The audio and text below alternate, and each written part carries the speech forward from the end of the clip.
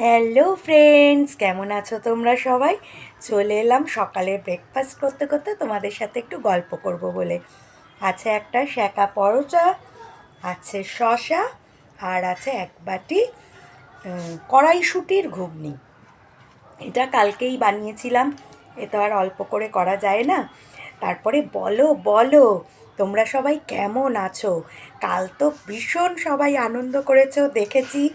তোমাদের আনন্দ দেখে আমি দারুণ মজা পেয়েছি। আমি নিজে কী দিয়ে কালকে, তোমরা তো সবাই আবির দিয়ে হোক রং দিয়ে হোক দোল খেললে, আমি কী দিয়ে দোল খেলেছি জানো? আমি ধুলো দিয়ে দোল খেলেছি। যেখানেই হাত দিচ্ছি ঝুরঝুর করে ধুলো পড়ছে, যেখানেই করছি আর পুরোই আবিরের মতো করে ধুলো দিয়ে আমি রং দোল খেলে ফেললাম।